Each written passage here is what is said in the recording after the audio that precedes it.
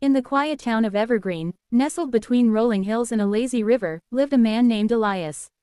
He was a simple carpenter, with calloused hands that spoke of years shaping wood into homes and memories. The sun rose slowly each morning, painting the sky in soft pinks and golds, and Elias would sip his coffee on the porch, watching the world wake up. Life here moved at its own gentle rhythm, like the sway of the old oak tree in his yard. No rush, no clamor, just the steady beat of days blending into one another. Elias had always been a man of quiet convictions. He believed in hard work, family, and doing what was right, even when it wasn't easy. But lately, a shadow had crept into his peaceful world. The town was divided over a heated debate about the old mill by the river. Some folks wanted to tear it down and build a shiny new factory, promising jobs and progress.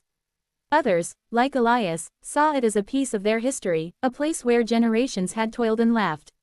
The arguments grew louder at town meetings, voices rising like storm clouds gathering. Elias felt the weight of it all pressing on his chest, making his mornings less serene. He worried about his neighbors turning against each other, about the harmony of Evergreen slipping away like sand through fingers. One crisp autumn evening, as leaves whispered in the breeze, Elias tuned into the radio in his workshop. The static cleared, and a voice cut through, sharp, confident, belonging to a commentator named Ben Shapiro. He was talking about a national figure, someone Elias had followed from afar. Trump has had absolute moral clarity on this. The words hung in the air, simple yet piercing. Shapiro went on about standing firm in the face of chaos, about not bending to the winds of opinion but holding to what you know is true.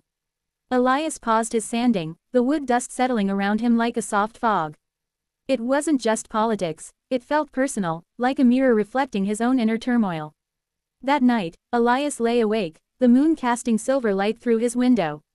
He thought about the mill, about how easy it would be to stay silent and let the louder voices win. But those words echoed. Absolute moral clarity. What did it mean for him? Not grand gestures, but something small, something real. The relatable ache in his heart was the fear of losing what made Evergreen home, the shared stories, the quiet bonds. He decided, in the stillness, to speak up at the next meeting. Not with anger, but with the calm certainty of a man who knew his ground. The town hall was dimly lit, the wooden benches creaking under the weight of gathered folks.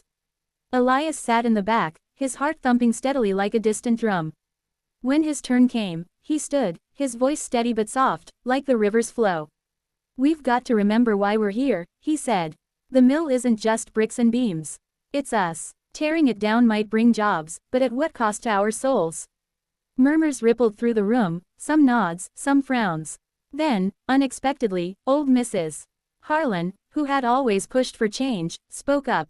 "Elias is right. I've been thinking, maybe there's a way to fix it up instead." It was a gentle twist, not a thunderclap, but a shift like the wind changing direction. Others chimed in, ideas blooming like flowers after rain. Compromise emerged, not destruction, but restoration. As weeks passed, the town rallied. Elias led the efforts, his workshop becoming a hub of plans and laughter. They repaired the mill, turning it into a community center with spaces for learning and gathering. The river seemed to sparkle brighter, the hills greener. Elias felt a warmth in his chest, a quiet pride that wasn't boastful but deeply rooted. One evening, as the sun dipped low, painting everything in warm hues, Elias sat on his porch again. The oak tree swayed gently, and he smiled, knowing peace had returned. Not through force, but through clarity, absolute, moral, and true. Life in Evergreen flowed on, stronger for the trial, a testament to standing firm in the quiet moments that define us.